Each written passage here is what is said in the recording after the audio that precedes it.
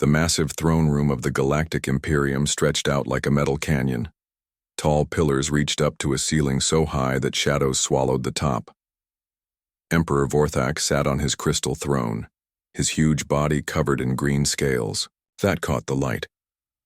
His red eyes looked down at the alien generals standing before him. Captain Lee Taman stood perfectly still behind the Emperor's left shoulder. His black armor covered every inch of his body. The helmet on his head had no face opening, just a dark visor that hid his features.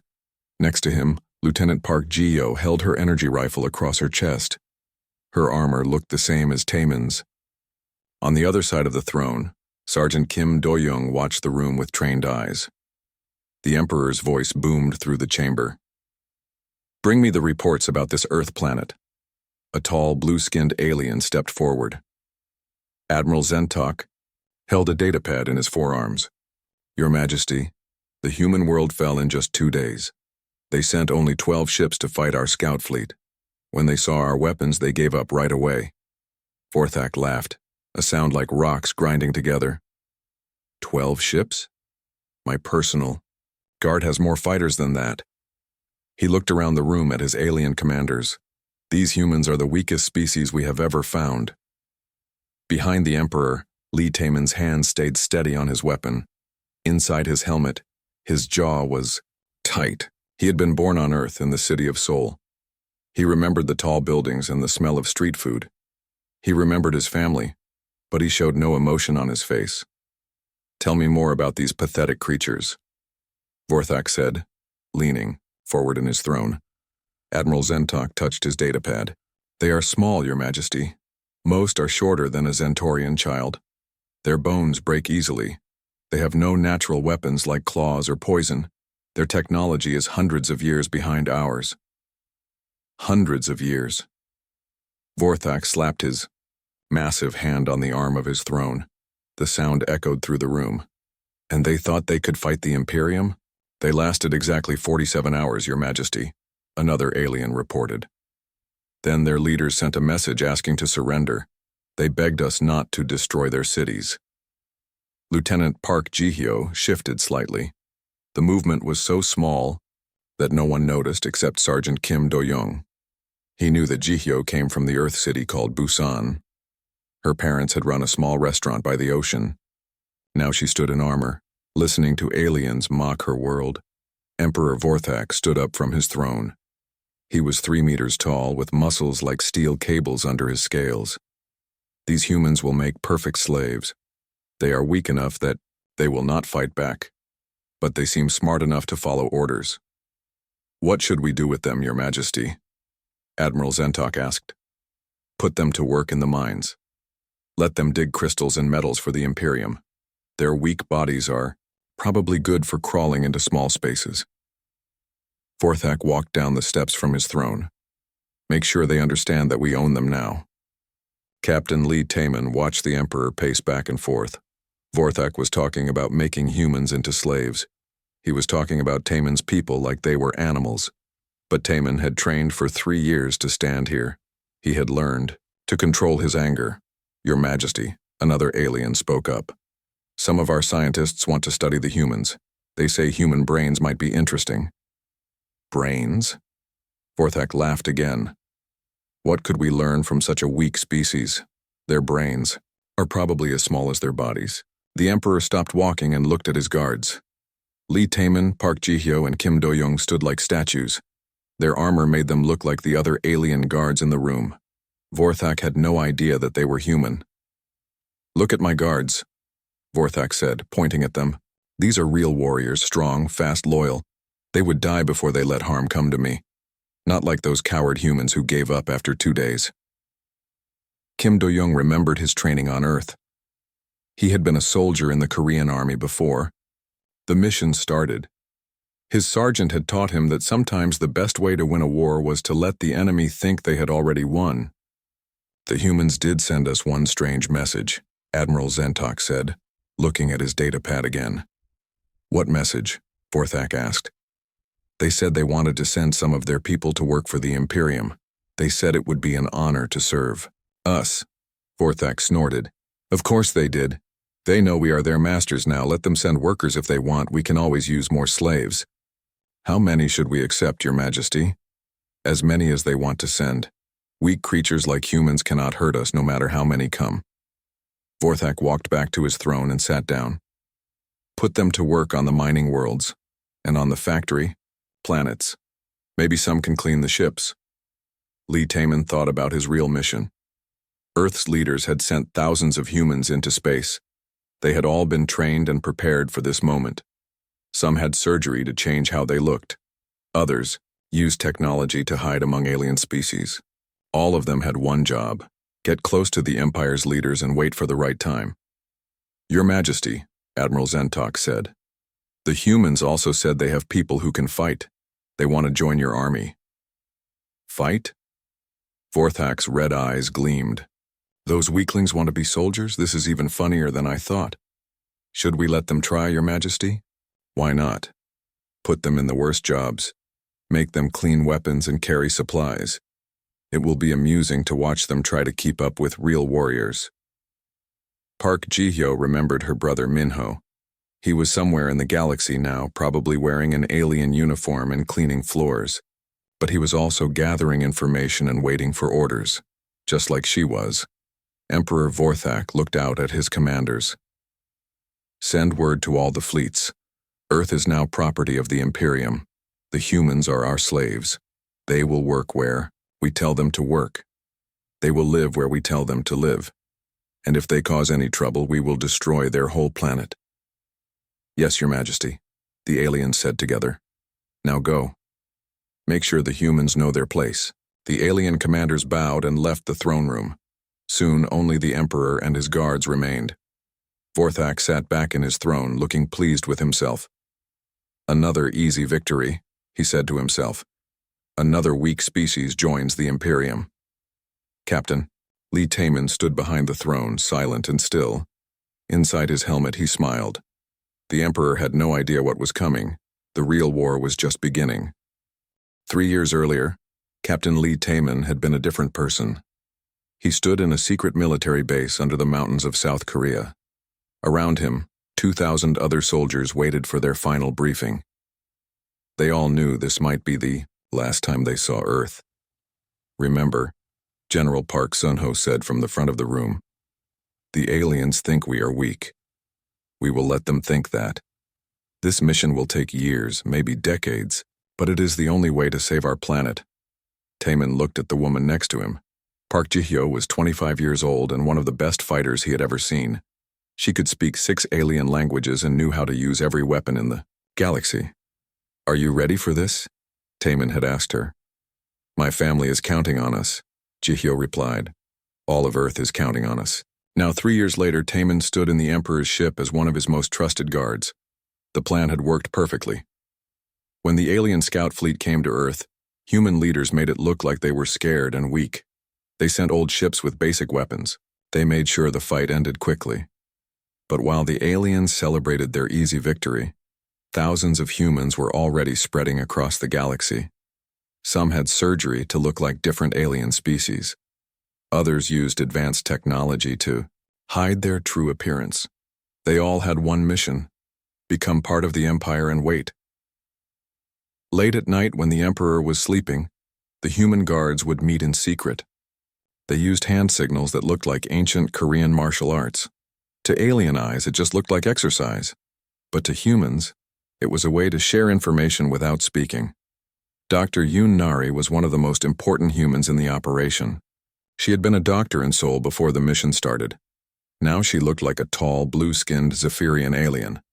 Her surgery had been so good that even medical scanners could not tell she was human. Every day, Dr. Yoon gave the Emperor his medicine. She told him it would make him stronger and help him live longer. The Emperor trusted her completely. He had no idea that the medicine made him weaker over time. More importantly, it made him need the medicine to survive. Without it, he would die in 3 days. Your health is perfect, Your Majesty, Dr. Yoon said as she gave him his daily injection. These treatments are keeping you young and strong. Emperor Vorthak flexed his massive arms. I feel like I could fight a whole army by myself. Dr. Yoon smiled. The Emperor did feel strong, but only because of the medicine. She controlled his health completely, and he never suspected anything. In another part of the ship, Commander Cho Min-soo worked in the intelligence department. He had been a teacher on Earth before becoming a soldier. Now he wore the uniform of a Krellian officer. His job was to give the Emperor false information about human activities. Your Majesty, Cho Min-soo reported during the daily briefing. The humans on the mining worlds are working well. They seem happy to serve the Imperium. This was not true. The humans on the mining worlds were actually building secret weapons and communication systems. But Emperor Vorthak believed every word. Good, the Emperor said. I knew those weaklings would make good slaves. Major Han Wujin had the most dangerous job of all. He worked as a spy, pretending to hunt for rebel groups. His real job was to help human resistance fighters stay hidden. Every time the Emperor's forces tried to catch rebels, Han Wujin made sure they found empty buildings instead. The rebels are very clever, Your Majesty, Han Wujin reported, but we will catch them soon. The Emperor never questioned why his forces never caught any important rebels. He trusted Han Wujin completely. Captain Bai Sung-min flew the Emperor's personal shuttle. He had been trained as a pilot in the Korean Air Force. Now he made sure the Emperor only visited places where humans wanted him to go. When Vorthak thought he was making surprise visits to check on his empire, he was actually being guided exactly where humans needed him. The most impressive part of the human plan was the communication network. Agent Song Hyerin worked in the ship's communication center. She looked like a gray-skinned mollusk alien with tentacles instead of fingers. But under her disguise, she was from the city of Daegu. Every message that went in or out of the Emperor's ship passed through Song Hyerin's station. She could change orders, hide information, and send secret messages to human operatives across the galaxy. The Emperor's own communication system had become a tool for the human resistance. The communication systems are working perfectly, Your Majesty, Song Hyerin reported. All fleets are staying in contact. What the Emperor did not know was that his fleets were being slowly replaced by human crews. Every month, more aliens retired or transferred to other jobs. Every month, more humans took their places. The process was so slow that no one noticed. Lee Taemin often thought about how well the plan was working. The aliens had been so sure that humans were weak that they never looked closely at their new servants. They saw what they expected to see, a defeated species happy to serve their new masters. But humans had been studying the galaxy for 50 years before making contact. They knew about every alien species, every weapon, every weakness. When the time came to reveal themselves, humans would be ready. The hardest part was staying patient. Every day, Taemin heard aliens talk about humans like they were animals. Every day, he had to stand still while the Emperor made jokes about enslaving Earth. But he knew that anger would ruin everything. The mission was bigger than his feelings. Park Ji-yo struggled with the same feelings. Her family back on Earth thought she was dead. The official story was that she had died fighting the aliens. Only a few people knew the truth about the secret mission. Do you ever want to just tell him who we really are? Ji-yo asked during one of their secret meetings. Every day, Taemin replied. But we have to wait for the right moment. That moment was coming soon. In 6 months, the main human fleet would arrive at the edge of the galaxy. When they did, every human operative would reveal themselves at the same time. The Emperor would learn that his mighty empire had been run by humans for almost 2 years. Kim Do-young checked his hidden communication device. The message was from Earth. Phase 2 approved. Prepare for revelation sequence. The waiting was almost over. Soon, Emperor Vorthak would learn the truth about the weak humans he had underestimated, and when that day came, his empire would belong to Earth. General Kravex was not like the other alien commanders. While they celebrated easy victories and trusted their human servants, he watched and questioned everything. His 6 eyes could see details that others missed. His sharp mind noticed patterns. That seemed wrong. For weeks, General Kravex had been studying the Emperor's guards. Something about them bothered him, but he could not say what it was. They moved too well together. They understood each other without speaking. When one guard turned left, the others seemed to know it would happen before it did. Captain Lee Taman, General Kravex, said one morning, "I want to speak with you." Taman walked over to the general's office. Inside his helmet, he was calm, but ready. He had trained for this moment. "Sir?" Taman asked. "Your guards work very well together," Kravex said. "Almost like you can read each other's minds. We train every day, sir. Good teamwork keeps the Emperor safe." Kravex walked around Taman in a slow circle. "Yes, teamwork. But I have been watching you. You and your guards move like you come from the same world, the same training, the same culture." Taman kept his voice steady. "We all serve the Imperium, sir." "Do you?" Kravex stopped in front of him. "I think there will be a test of that loyalty soon." That afternoon, news came from the mining world of Zerion 7. Human workers had attacked their alien supervisors. 3 aliens were dead, and 20 humans had escaped into the desert. Emperor Vorthak was furious. "Bring me the leaders," the Emperor roared. "I want them to pay for this crime." Within 2 days, Imperial forces had captured the escaped humans. Their leader was a woman named Lee Subin. She was 30 years old with short black hair and determined eyes. The soldiers brought her and 6 other humans to the Emperor's ship. General Kravex saw his chance. "Your Majesty," he said, "I think your guards should carry out the execution. It will prove their loyalty to the Imperium." Emperor Vorthak liked this idea. "Yes, my guards will show these rebels what happens when you fight the Empire." Lee Tamin felt his heart stop. The prisoners were not really rebels. Lee Subin was part of the human resistance, and the attack had been planned to help her get captured. She was supposed to be rescued by human operatives on Zerion 7. Instead, she was here, about to be executed by her own people. "Captain Taman," the Emperor said, "you will lead the execution. Show these humans that we are their masters." "Yes, Your Majesty," Taman replied.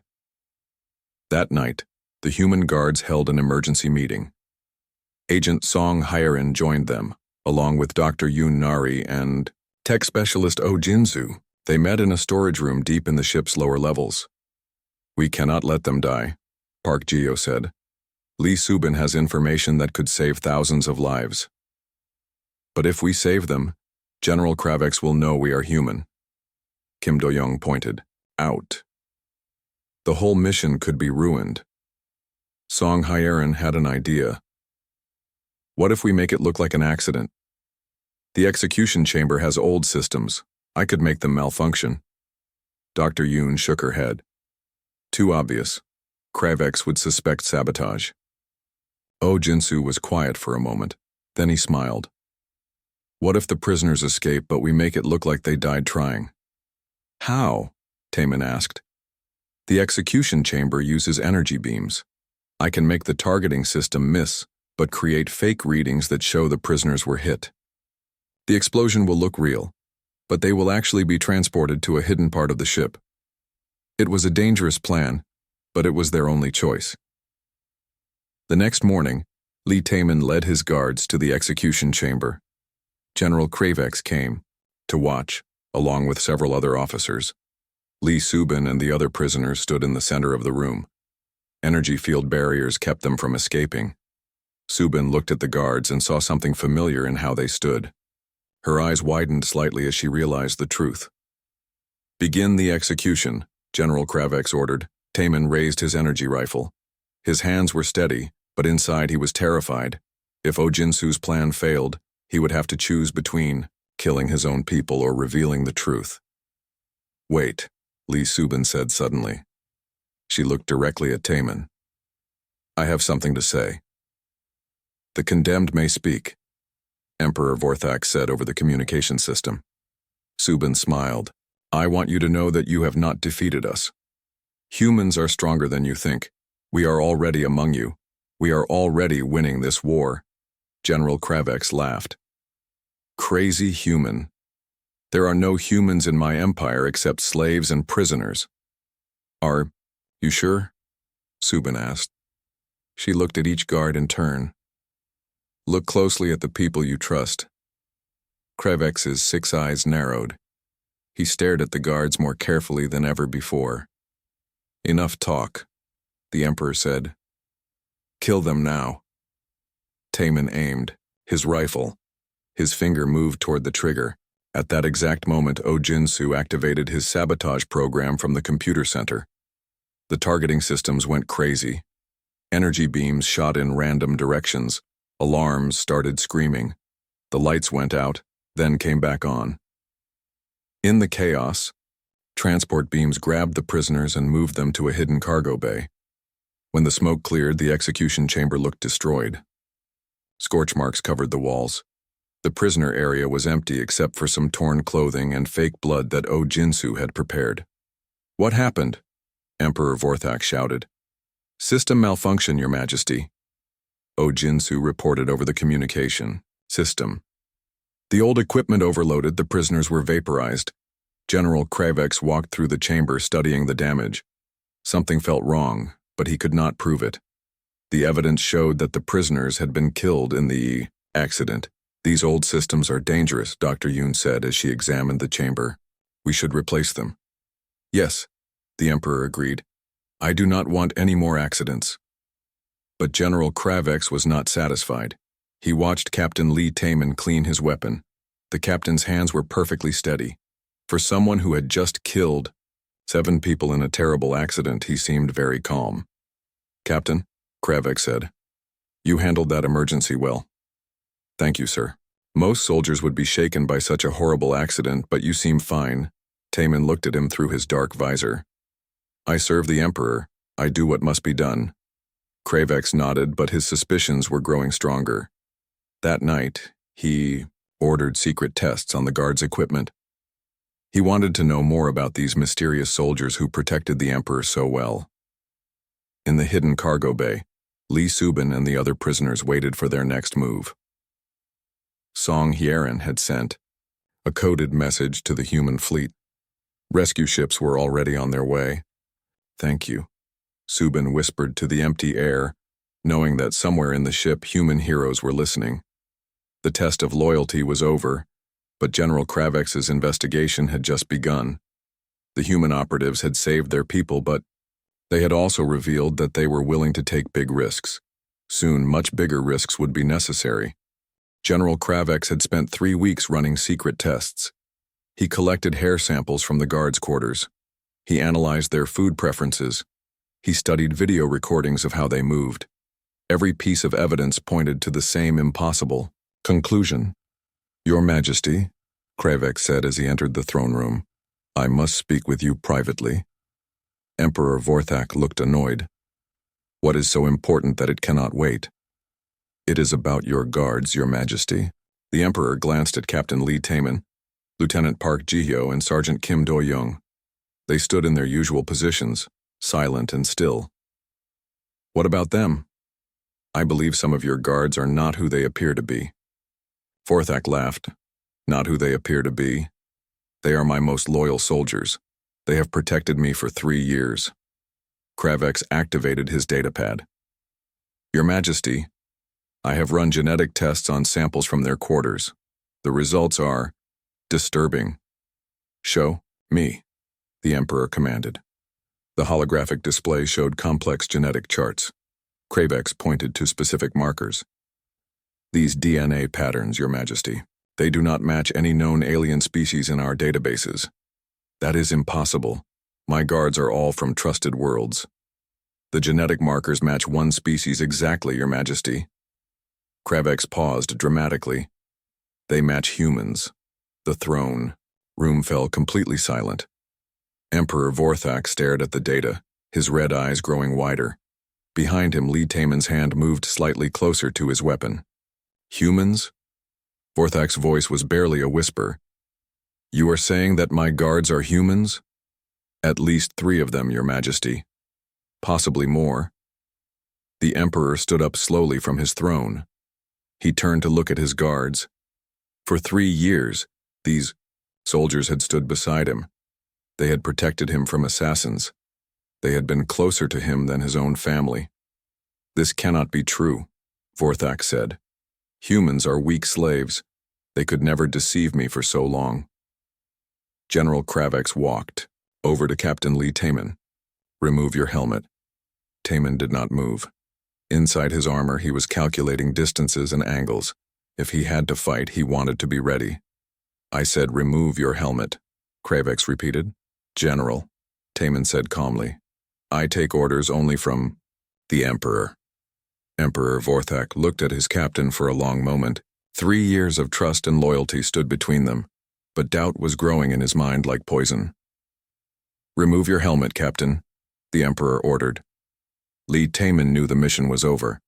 There was no way to hide anymore. He reached up and slowly removed his helmet. His black hair fell across his forehead. His brown eyes looked directly at the Emperor. His Asian features were unmistakably human. Emperor Vorthak stepped backward, as if he had been struck. No, no, this is not possible. Your Majesty, Taman said in his calm voice. My name is Captain Lee Taman. I was born on Earth in the city of Seoul. The Emperor's face went through several colors. First white with shock, then red with anger, then purple with rage. You are human. You have been lying to me for 3 years. Yes, Your Majesty. Guards, Vorthak screamed. Arrest these traitors. The other guards in the room started to move, but they stopped when Park Ji-hyo and Kim Do-young also removed their helmets. More human faces were revealed. The Emperor realized that half of his personal guard were the same species he had been calling weak slaves. How many? Vorthak demanded. How many of you are there? Before Taman could answer, the lights in the throne room flickered. Tech specialist Oh Jinsu's voice came over the communication system.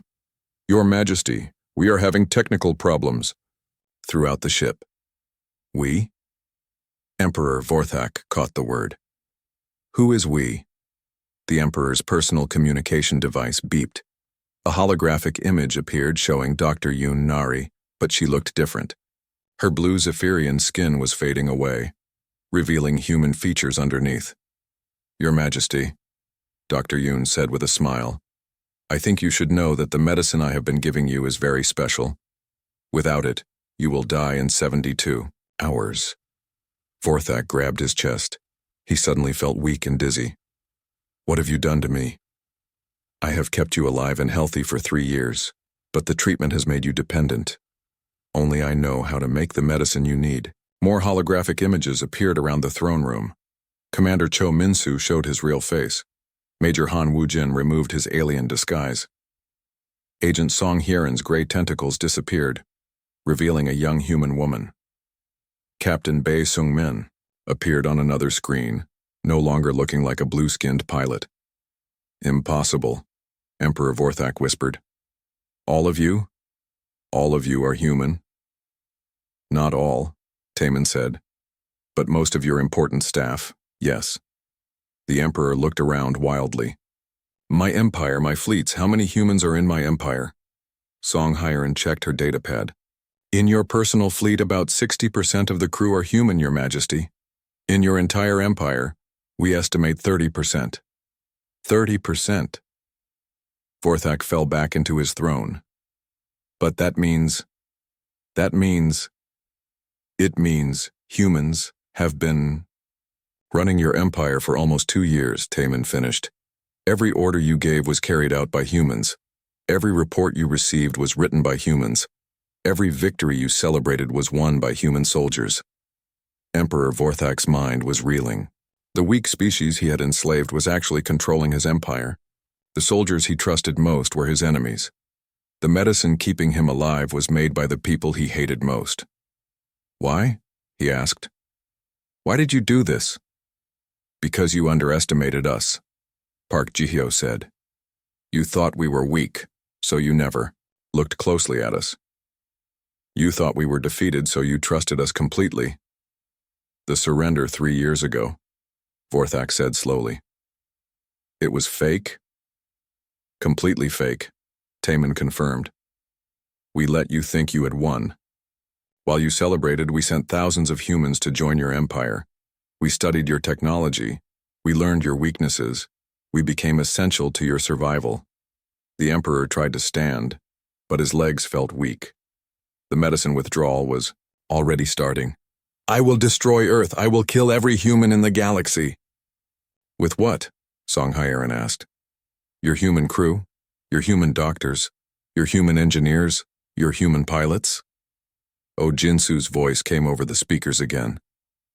"Your Majesty, I should mention that all the navigation systems in your fleet are controlled by humans. If you try to attack Earth, your ships will not be able to find it." Emperor Vorthak realized the full extent of his situation. His empire was run by humans. His life depended on human medicine. His ships were controlled by human technology. The species he had thought was weakest had become the foundation of his power. "What do you want?" he asked in a broken voice. Lee Taman walked closer to the throne. "We want you to listen very carefully, Your Majesty. In 6 hours, ships from Earth will arrive in this system. You are going to meet with their leaders, and you are going to do exactly what they tell you to do." The Emperor of the Galaxy had become a prisoner in his own throne room, defeated by the species he had most despised. The Earth fleet arrived exactly when Captain Lee Taman had promised.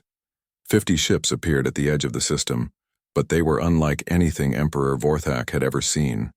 These were not the simple vessels that had surrendered 3 years ago. These ships were larger, faster, and covered with weapons that made Imperial technology look ancient. "Impossible," Vorthak whispered from his throne. "Those ships are more advanced than anything in my empire." "Yes, Your Majesty," Taman said. "Earth's real technology is about 200 years ahead of yours. We have been exploring space much longer than you realized." The main screen in the throne room activated. A woman appeared, sitting in what was clearly the bridge of a human warship. She wore a simple blue uniform with a small Earth flag on her shoulder. Her name tag read, President Kim Taeyeon. "Emperor Vorthak," President Kim said politely. "My name is Kim Taeyeon. I am the elected leader of Earth. I believe we need to talk." Vorthak tried to sit up straighter, but the medicine withdrawal was making him weak. You are the leader of the humans?" "I am one of them. Earth is ruled by many people working together, not by one emperor." President Kim looked around, the throne room through the camera. "I see that Captain Lee and his team have revealed themselves. I hope they have been taking good care of you." "Taking care of me?" Vorthak's voice cracked. "They have been poisoning me. They have been lying to me.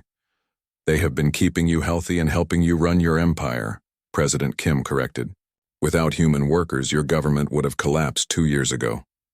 Fleet Admiral Jung Hoseok appeared on another screen. He was a tall man with gray hair and kind eyes. "Your Majesty, I commanded the fake surrender 3 years ago. I want you to know that no one was hurt during that operation. We made it look real, but all the explosions were just for show." Emperor Vorthak stared at him. You were the Admiral who surrendered to me?" "I was acting, Your Majesty. I am actually one of Earth's most experienced military commanders. I have been fighting in space for 30 years. More screens activated around the throne room. Lieutenant Choi Yuna appeared from a communications ship. "Your Majesty, every message your empire has sent for the past year has passed through human communication networks. We have been reading all of your military plans." Another screen showed Commander Park Jimin, who was leading a group of human ships toward the Imperial capital. "Your Majesty, I should inform you that your capital world is surrounded by human vessels. They have been hiding in your defense fleet for months." Emperor Vorthak felt like his whole world was falling apart. Every person he had trusted was human. Every victory he had celebrated was fake. His mighty empire was actually controlled by the species he had thought was weakest. "What do you want from me?" he asked. President Kim leaned forward in her chair. "We want peace, Your Majesty, but not the kind of peace where one species rules over all others. We want a galaxy where different species work together as equals." "Never," Vorthak tried to roar, but his voice was weak. "I am the Emperor. I rule the galaxy." "You ruled the galaxy," President Kim corrected gently. "But your empire has been run by humans for 2 years. Every decision you thought you were making was actually made by human advisors. Every order you gave was carried out by human workers." Dr. Yoon Nari stepped forward, holding a medical device. "Your Majesty, Your health is failing because you need the medicine I developed. I can keep making it for you, but only if you agree to work with us. You are blackmailing me with poison. I am offering to keep you alive with medicine, Dr. Yoon said calmly. The choice is yours. Admiral Jung Hoseok spoke again. Your Majesty, let me explain what really happened 3 years ago. Earth had been watching your empire for decades. We studied your technology, your culture, and your military. We realized that you were expanding too fast and treating other species badly. So we developed a plan, President Kim continued. Instead of fighting a war that would kill millions of beings, we decided to change your empire from the inside. We sent our best people to become part of your government. We helped you run things better while we learned about you. Commander Cho Min-soo appeared on his screen, no longer disguised as an alien intelligence officer. Your Majesty, the reports I gave you about human activities were all false.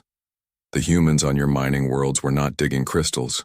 They were building schools and hospitals. They were making life better for everyone. The rebels you thought you were fighting, Major Han Woo-jin added, were actually human teams helping slaves escape and building free communities on empty planets. Emperor Vorthak looked around at all the screens showing human faces. These were the people who had been closest to him for 3 years. They had protected him, advised him, and cared for his health. But they had also been lying to him about everything. Why should I believe anything you say now? He asked. Because we are offering you something better than what you had before, President Kim said. Your old empire was built on fear and slavery. Species hated you and obeyed you only because they were afraid. That kind of empire always falls apart eventually. What we are offering, Fleet Admiral Jung continued, is a chance to be part of something that lasts. A government where different species work together because they choose to, not because they are forced to. Lee Taemin walked up to the Emperor's throne. He was no longer wearing his guard armor. Instead, he wore a simple uniform with both the Earth flag and the Korean flag on his shoulders. Your Majesty, Taemin said, I have served as your guard for 3 years. In that time, I have seen you make decisions that hurt millions of people. But I have also seen you care about your empire and want it to be strong. We can help you build something stronger than what you had before. President Kim stood up on her screen. Emperor Vorthak, I am offering you a choice. You can work with us to create a new kind of government for the galaxy. Different species will have equal voices. No one will be slaves. Everyone will be free to live their own lives. And if I refuse, then your empire ends today, Admiral Jung said simply. Without human workers, your ships cannot fly. Without human doctors, your people cannot stay healthy. Without human engineers, your technology will break down. Your empire needs us more than we need your empire. The Emperor sat quietly for a long time. Around him, the screens showed human faces waiting for his answer.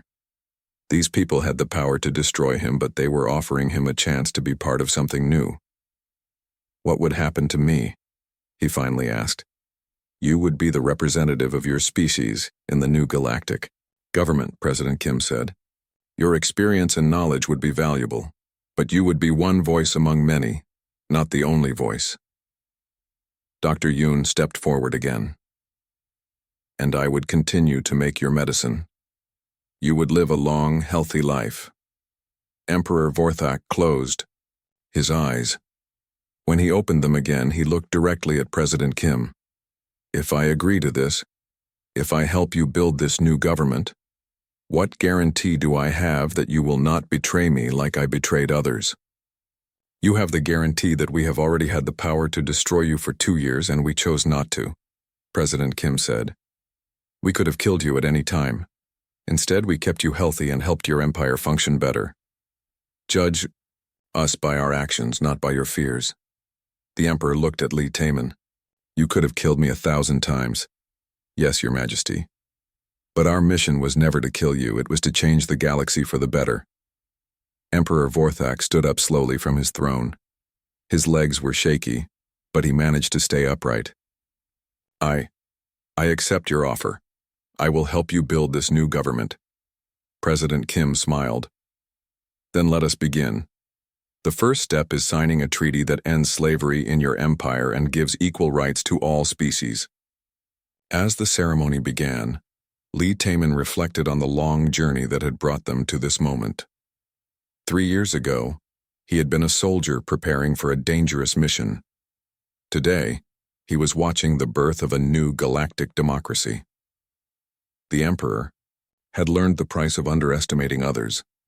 The galaxy would never be the same.